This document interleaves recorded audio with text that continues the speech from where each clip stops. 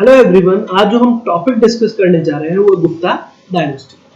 और उससे स्टार्ट करने से पहले मैं चाहूंगा कि हम थोड़ा अभी तक जो पढ़ा है उसका एक बार क्विक रिवीजन कर लें। तो हम लोग चलते हैं महाजनपद पीरियड में कि हमें पता था कि 16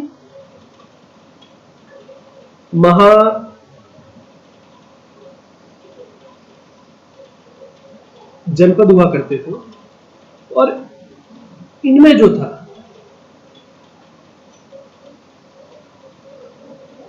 मगध ऐसा जनपद था जो हरियंका डायनेस्टी के दौरान पावरफुल होता चला गया। अब अराउंड 326 बीसी में इस पे नंद डायनेस्टी जो थी वो रूल करना शुरू कर दिया था और उसमें घनानंद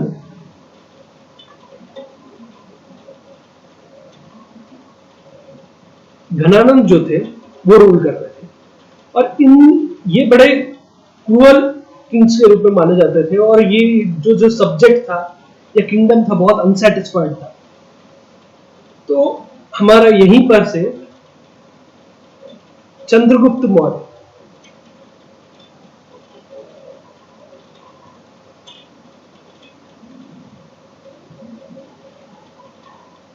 मौर्य का आगमन हुआ। इन्होंने जो मौर्य डायनेस्टी है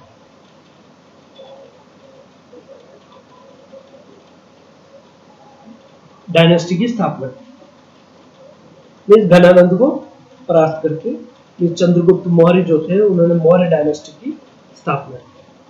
और मौर्य डायनेस्टी के बारे में मैं पहले ही बता चुका हूं आप लोग बताने को, तो आप लोगों को सबको पहले ही ये सभी चीजें मैं बता चुका हूं। यहाँ हम लोग रिवीजन कर रहे हैं और उसको डिटेल में जानना है तो आप लोग डिस्क्रिप्शन में वीडियोस के लिंक दे रखे हैं, आप लोग वीडियोस देखें और डिटेल में पढ़ सकते हैं। यहाँ हम सिर्फ रिवीजन कर रहे हैं। तो यहाँ मौर्य डायनेस्टी तक तो हम लोग पहुंच गए। आप लोग को पता है मौर्य डायनेस्टी जो थी, अगर हम ये इंडिया की बात करें तो अफगानिस्तान हो गया, ये पाकिस्तान हो गया, ये पूरा जो रीजन जो था इंडिया का, ये पूरे रीजन पे मौर्य डायनेस्टी, इंडिया का जो पूरा रीजन था इस पर मौर्य डायनेस्टी स्थापित हो चुकी थी और बहुत अच्छे से इन्होंने रन भी किया। काफी टाइम तक ये लोग शासन करते रहे और उसके बाद मौर्य डायनेस्टी के बाद हमारी जो नेक्स्ट डायनेस्टी आती है वो है शुंग डायनेस्टी।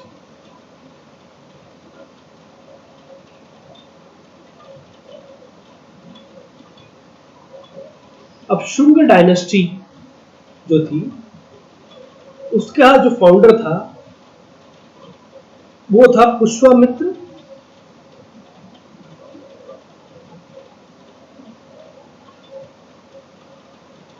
शुंग।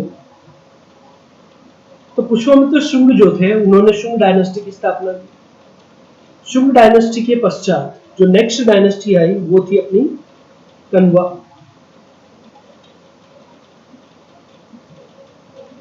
और इसके फाउंडर थे वासुदेव कण्वा। इसका विवरण आपको बुक में दिया हुआ नहीं है क्योंकि ये कोई ज्यादा इंपॉर्टेंट डायनेस्टी थी नहीं, ठीक है, और कुछ समय इन्होंने शासन किया था। उसके बाद जो नेक्स्ट डायनेस्टी आती है वो है सतवाहन डायनेस्टी, जिसके शासक रहे, जिसके फाउंडर रहे थे सिमुका। तो सिमुका ने सतवाहन डायनेस्टी की स्थापना की। तो इस तरह से आई थिंक आप लोगों को ये सारा जो है, आई होप आपको सब कुछ समझ में आ ही गया होगा कि हम लोग सतवाहन डायनेस्टी तक कैसे पहुंचे। महाजनपद से स्टार्ट हुआ, मगध इसमें धीरे धीरे पावरफुल फॉर्म में उभरा। नंद डायनेस्टी जो थी वो 326 में इस पर रूल कर रही थी और इस पे जो शासक था वो घनानंद था। घनानंद को हटाकर चंद्रगुप्त मौर्य ने मौर्य डायनेस्टी की स्थापना की और इन्होंने कई वर्षों तक बहुत सक्सेसफुली इंडिया पर रूल किया और बहुत बड़े क्षेत्र पर रूल किया। और उसके बाद आए शुंग डायनेस्टी, जिसे पुष्यमित्र शुंग ने फाउंडर थे, वो उन्होंने स्थापित किया। उसके बाद कण्वा डायनेस्टी है, जिसके फाउंडर थे वासुदेव कण्वा। और उसके बाद आया ना सतवाहन डायनेस्टी, जिसके फाउंडर थे सिंधु। तो ये इनमें कई सारे वेरी शॉर्ट क्वेश्चन बन सकते हैं कि कौन कौन फाउंडर थे, तो ये एक बार आप लोग ये देख लीजिएगा। अब इसके बाद की जो बात है वो है हमारी गुप्ता डायनेस्टी। इनके बाद जो डायनेस्टीज आती है वो है गुप्ता डायनेस्टी, और आगे की स्लाइड में हम गुप्ता डायनेस्टी के बारे में पढ़ेंगे। गुप्ता डायनेस्टी, तो हम गुप्ता डायनेस्टी में आज हम जो इंपॉर्टेंट रूलर्स हैं उनके बारे में पढ़ेंगे। गुप्ता डायनेस्टी के जो इंपॉर्टेंट रूलर्स थे, तो उनमें आप लोग लिस्ट दे सकते हैं। जैसे पहले जो थे वो श्रीगुप्त थे,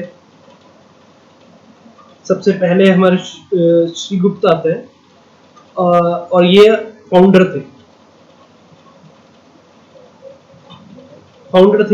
गुप्ता डायनेस्टी के। एक्चुअल में जो श्रीगुप्त जो थे वो फ्यूडिटरी थे कुषाण डायनेस्टी में। फ्यूडिटरी कौन होते? जागीरदार। तो ये जागीरदार थे कुषाण डायनेस्टी के अंडर में। तो जैसे ही कुषाण डायनेस्टी जो है वो वीक पड़ने लगी, तो ये जो फ्यूडिटरी होते थे वो काफी पावरफुल होते थे उस टाइम भी। तो ये इन्होंने उस वक्त का जो सिचुएशन था उसका फायदा उठाते हुए इन्होंने गुप्ता जो डायनेस्टी है उसको उसकी नींव डाली। तो ये आपको ये ध्यान रखना है कि जो श्रीगुप्त जो थे वो फाउंडर थे गुप्ता डायनेस्टी। नेक्स्ट जो रूलर आते हैं वो है घटोत्कच। ये नेक्स्ट हमारे आते हैं और इनके बारे में ये बताया जाता है कि इन्होंने टाइटल अचीव किया था महाराजा। ठीक है, तो ये जो दो रूलर्स हैं जैसे श्रीगुप्त और घटोत्कच, इनके दौरान जो गुप्ता डायनेस्टी है, हाँ गुप्ता डायनेस्टी को फाउंड कर दिया था और जो घटोत्कच थे उन्होंने महाराजा का टाइटल भी गेन कर लिया था, मगर ये उस वक्त बहुत प्रॉस्पेरस नहीं थी, ये बहुत प्रोग्रेसिव नहीं थी गुप्ता डायनेस्टी। लेकिन इसके बाद इन दोनों रूलर्स के बाद जो चंद्रगुप्त जो आए, इनको हम कह सकते हैं he is the real founder of Gupta dynasty, क्योंकि इनके आने के बाद जो गुप्ता डायनेस्टी है वो उसका एक्सपेंशन हुआ, वो ज्यादा पावरफुल बनी। ठीक है, तो इनके बारे में थोड़ा अपन डिटेल में देख लेते हैं, क्योंकि बाकी ऊपर जो था वो तो मैंने बता चुका हूँ। फाउंडर थे, एक तो फाउंडर थे, फ्यूडिटरी थे वो, और दूसरा घटोत्कच का मैंने बताया कि वो श्रीगुप्त के पास घटोत्कच आया, वो महाराजा का टाइटल उन्होंने हासिल किया था। और उसके बाद में चंद्रगुप्त फर्स्ट आए, जिन्हें हम रियल फाउंडर मानते हैं गुप्ता डायनेस्टी का। और इन्होंने जो मेन था कि इन्होंने जो लिच्छावी प्रिंसेस है, लिच्छावी प्रिंसेस जो थी जिनका नाम कुमारा देवी था, उनसे मैरिज की थी। और ये जो लिच्छावी डायनेस्टी थी वो उस वक्त बहुत पावरफुल थी। तो उससे क्या हुआ कि जो चंद्रगुप्त जो थे वो और ज्यादा पावरफुल हो गए इस डायनेस्टी के साथ जुड़ने के बाद। तो इसकी जो रिसोर्सेस थे वो भी इनके हाथ में आ गए, चंद्रगुप्त के कंट्रोल में लिच्छावी डायनेस्टी भी आ गई। तो इसके जो रिसोर्स थे उससे इनकी आर्मी और पावरफुल हो गए। तो इनका जो एक्सपेंशन जो था, जो किंगडम का एक्सपेंशन और हुआ। अब रिसोर्सेस आएंगे तो ऑफ कोर्स आर्मी बढ़ेगी, आर्मी पावरफुल बनेगी। तो उस कारण से इनका जो किंगडम था उसका भी एक्सपेंशन हुआ। ठीक है, और आगे चल के इन्होंने महाराजा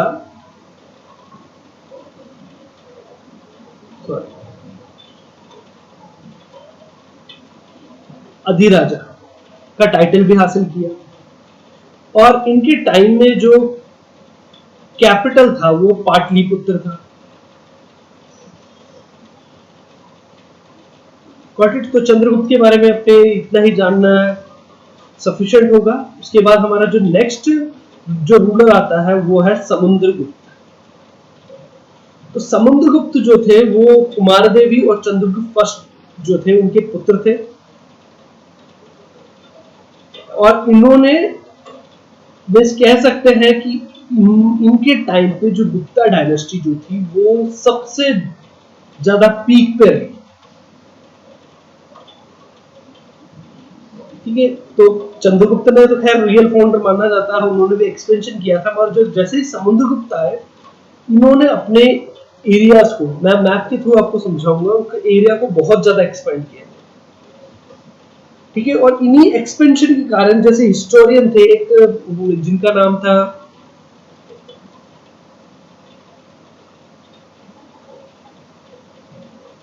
वीएस स्मिथ, इन्होंने इनको नेपोलियन ऑफ इंडिया का,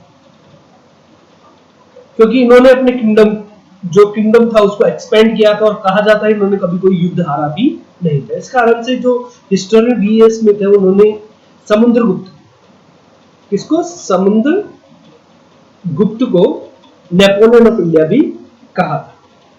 और ये आर्ट और जो कल्चर था उसमें भी बहुत इंटरेस्ट रखते थे, और इनके कुछ जो कॉइन्स थे उनमें इनको वीणा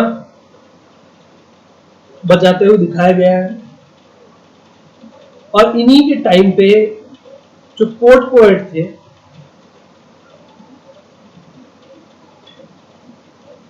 हरिसेन भी थे, और इनके बारे में जो हमें हरिसेन ने जो प्रज्ञा प्रशस्ति, जैसे कि आगे मैं आपको प्रज्ञा प्रशस्ति जो है उसकी इमेज भी दिखाऊंगा, अलाहाबाद जिसे अब अलाहाबाद पिल्लर इंस्क्रिप्शन भी कहा जाता है, उसी पे जो विवरण है, जो समुद्रगुप्त के बारे में जो विवरण है वो हरिसेन ने ही लिखा। वो हरिसेन जो है उन्होंने ही लिखा था। आई होप आपको ये सब क्लियर हो चुका होगा। मैं स्मॉल इंट्रोडक्शन दे रहा हूं, इसके बाद में हम थोड़ा और डिटेल में इसके बाद आगे की स्लाइड्स में पढ़ेंगे। तो आई होप आप लोगों को यहां तक तो क्लियर हो गया होगा समुद्रगुप्त के बारे में।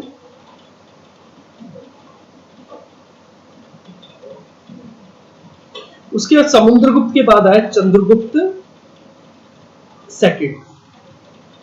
समुद्रगुप्त सेकंड जो थे उन्होंने उनसे पहले जो समुद्रगुप्त के एक्चुअल में चंद्रगुप्त के जो एल्डर ब्रदर थे जिनका नाम रामगुप्त था वो आए थे, लेकिन वो ज्यादा कैपेबल नहीं थे।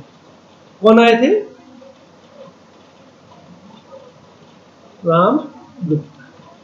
अब आप कहेंगे कि इस लिस्ट में भी नहीं रखा क्योंकि ज्यादा इंपॉर्टेंट रूलर्स नहीं थे, कोई इंपॉर्टेंट इनका कोई अचीवमेंट नहीं था, इनका जो स्पैन था, जो इनका टाइम पीरियड था वो भी ज्यादा नहीं था। तो ये जो समुद्रगुप्त के जो एल्डर सन थे रामगुप्त, ये आए थे, लेकिन ये इनएफिशिएंट थे, तो इनको असैसिनेट करके चंद्रगुप्त जो थे,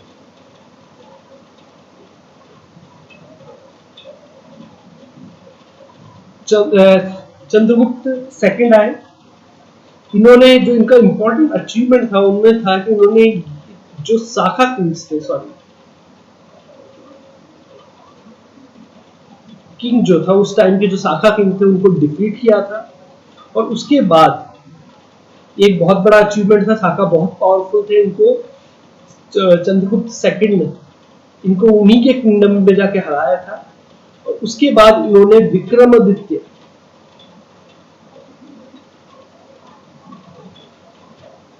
विक्रमादित्य का टाइटल जो है इनको दिया गया, और इन्होंने इस जीत के उपलक्ष्य में सिल्वर कॉइन भी जारी किए थे। और इन्होंने इन्हीं के दौरान जो उज्जैन जो था वो सेकंड कैपिटल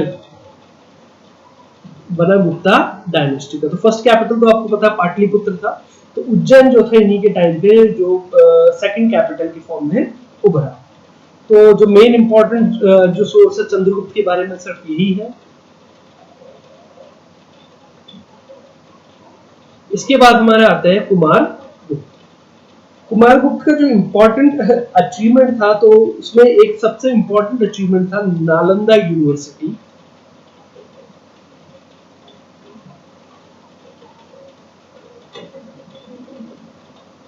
इन्होंने नालंदा यूनिवर्सिटी जो है वो एस्टेब्लिश करवाई थी, और ये वर्शिपर थे लॉर्ड कार्तिक के, जिन्हें भगवान शिव जो है उनका पुत्र माना जाता है, और इन्होंने लॉर्ड कार्तिक के कई कॉइन्स भी जारी करवाए। तो इनके बारे में इतना ही है। आगे हमारे जो नेक्स्ट आते हैं वो है स्कंदगुप्त। तो स्कंदगुप्त के बारे में उन्होंने जो मेन जो था वो था कि एक सुदर्शन लेक जो था,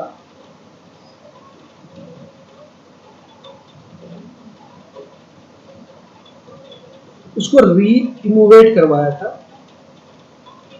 एक तो इम्पोर्टेंट अचीवमेंट के फॉर्म में आप ये लिख सकते हैं कि उन्होंने रिनोवेट करवाया था सुदर्शन लेक को, और इन्हीं के टाइम पे हुन्स जो थे उनका अटैक स्टार्ट हो गया था, और इस कारण से जो गुप्ता एम्पायर जो है, गुप्ता डायनेस्टी जो है, इसकी पावर डिक्लाइन हो गई थी। पावर डिक्लाइन होने के कारण हुन्स जो थे वो रेगुलर अटैक कर रहे थे, लेकिन उन्होंने इनको स्कंदगुप्त ने उनको हराया भी था। लेकिन इस बीच में आप जानते हो युद्ध होता है तो दोनों तरफ का ही नुकसान होता है। इस कारण से जो गुप्ता डायनेस्टी थी उसकी जो पावर जो है वो डिक्लाइन हो गए थे, और इसके बाद के जो रूलर्स जो थे वो ज्यादा एफिशिएंट नहीं थे, और इस कारण हमने इस लिस्ट में उनको शामिल भी किया नहीं है, और धीरे धीरे जो गुप्ता डायनेस्टी थी वो डिक्लाइन होती चली गई।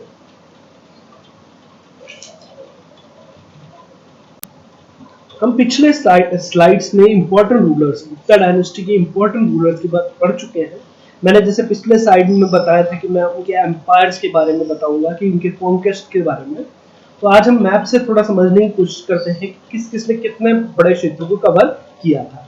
तो सबसे पहले आप लोग ये डार्क ब्लू में देखिए, ये जो कॉन्क्वेस्ट है ये चंद्रगुप्त के टाइम पे हुआ था। चंद्रगुप्त जो फर्स्ट जो थे उनके टाइम पे हुआ था।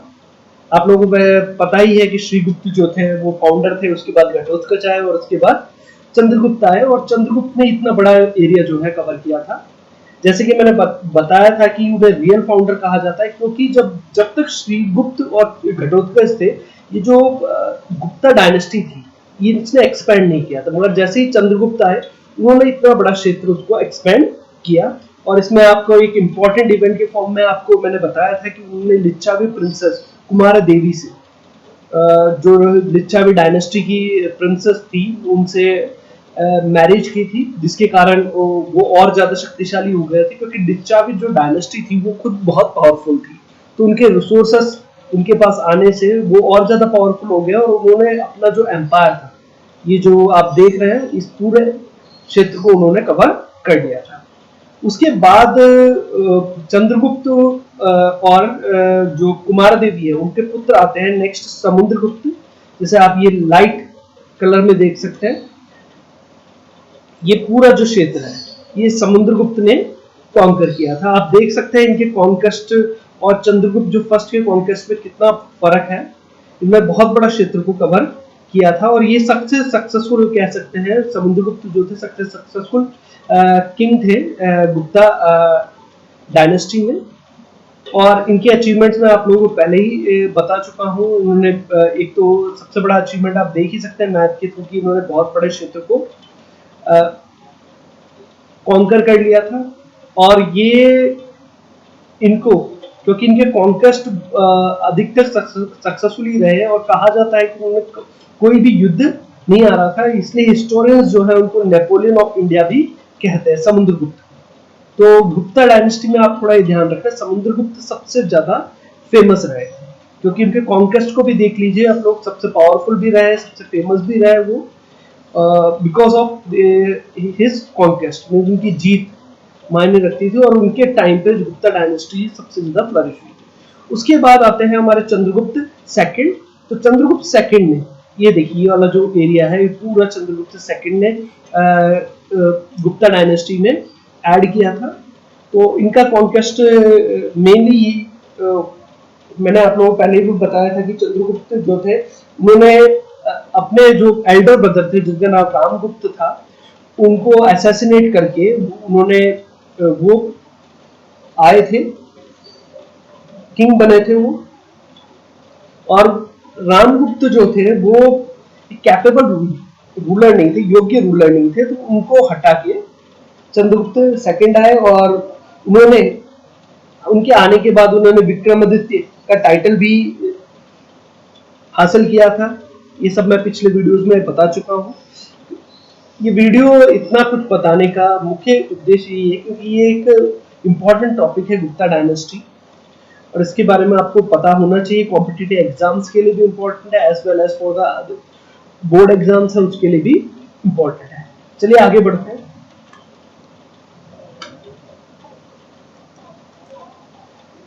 हम मुख्य जो एज पर द बुक्स जो है अब उसके बारे में हम पढ़ेंगे। गुप्ता डायनेस्टी, इसमें सबसे पहले बता रखा है Kushan dynasty almost decline in north India in about 230 AD. तो 230 एडी आते हैं जो कुषाण डायनेस्टी थी वो डिक्लाइन हो गई थी। After that Gupta dynasty came into power in 275 AD, और उसके बाद गुप्ता डायनेस्टी जो है 275 एडी में पावर में। अब श्रीगुप्त जो है he was the founder of this dynasty, और श्रीगुप्त इस डायनेस्टी के फाउंडर रहे थे। In Prayag Prashasti Samudragupta has described himself as the great grandson of Shrigupta, और प्रज्ञा प्रशस्ति जो थी उसमें समुद्रगुप्त ने स्वयं को श्रीगुप्त का ग्रेट ग्रैंडसन बताया। अब प्रज्ञा प्रशस्ति का है, एक्चुअली प्रज्ञा प्रशस्ति जो है इलाहाबाद में है। एक बार इमेज के थ्रू अपन समझ लेते हैं। ये देखिए, ये प्रज्ञा प्रशस्ति है, और इसमें ये देखिए ये जो इसको रेड कर रखा है तो इसको एक्सपेंड करके ये दिखा रखा है, और इसमें ये स्क्रिप्ट के थ्रू लिख रखा है। तो इससे हमें इन स्क्रिप्ट को जब हम ट्रांसलेट किया तो इससे पता चला कि जो समुद्रगुप्त थे वो ग्रेट ग्रैंडसन थे श्रीगुप्त के। और इसके अलावा बहुत सारी जो डिटेल है गुप्ता डायनेस्टी की हमें प्रज्ञा प्रशस्ति से पता चलती है, और ये कहाँ पर है, इलाहाबाद में है। तो ये थोड़ा आप लोग ध्यान रखेंगे। आफ्टर श्रीगुप्त, श्रीगुप्त के बाद घटोत्कच आए, और उन्होंने he became the Gupta ruler and he title was Maharaja, और उन्होंने महाराजा का जो टाइटल है वो हासिल किया था घटोत्कच ने। चलिए आगे बढ़ते हैं। इसके बाद नेक्स्ट आते हैं हमारे जो Chandragupta first. After Ghatotkacha his son Chandragupta first became a Gupta ruler. तो घटोत्कच के बाद उनके जो पुत्र थे चंद्रगुप्त फर्स्ट जो है वो गुप्ता रूलर बने। He attained the title of Maharaja Adhiraj, और उन्होंने महाराजा अधिराज का टाइटल हासिल किया। Maharaja Adhiraj means king of the king. Maharaja Adhiraj का अर्थ होता है king of the king. He married the Licchavi princess Kumar Devi, और उन्होंने लिच्चावी प्रिंसेस कुमार देवी से मैरिज किया। तो एक ये इम्पोर्टेंट इंसिडेंट था उनकी लाइफ के लिए कि लाइफ में कि उन्होंने लिच्चावी प्रिंसेस जो लिच्चावी डायनेस्टी जो थी वो बहुत पावरफुल थी उस टाइम पे, तो उनसे प्रिंसेस जो थी उनसे मैरिज करने के बाद जो इनकी जो डायनेस्टी थी वो भी उस वक्त पावरफुल थी। तो दोनों डायनेस्टीज के जुड़ने के कारण इनकी जो स्थिति थी चंद्रगुप्त फर्स्ट की उस वक्त और ज्यादा मजबूत हो गई थी। In 1319 AD Chandragupta first started an era which is famous by the name of Gupta era, और उसके बाद उन्होंने एक 1390 एडी में चंद्रगुप्त फर्स्ट जो थे उन्होंने एक एरा स्टार्ट किया था जिसको गुप्ता एरा के नाम से जानते हैं। Gupta era means Gupta calendar आप बोल सकते हैं, कैलेंडर्स जारी किया था उन्होंने जिसको गुप्ता एरा के नाम से जाना जाता था। तो यहाँ हमारा जो टॉपिक है, हमने इस वीडियो में अभी तक हमने शुरुआत थोड़ी देखी कि किस तरह से जो गुप्ता डायनेस्टी तक हम लोग कैसे पहुंचे, उसके बाद जो इनको इम्पोर्टेंट रूलर्स थे उसके बारे में पढ़ा, और अभी हम थोड़ा डिटेल्स में उनके कॉन्क्वेस्ट के बारे में गए, और फिर हम अभी तक चंद्रगुप्त फर्स्ट के बाद तक आ चुके हैं। और जो बाकी जो रूलर्स है गुप्ता डायनेस्टी के हम उसे नेक्स्ट वीडियोस में कवर करेंगे। आई होप आपको वीडियो पसंद आया होगा। If you like the video please like and subscribe our channel. Thanks for watching.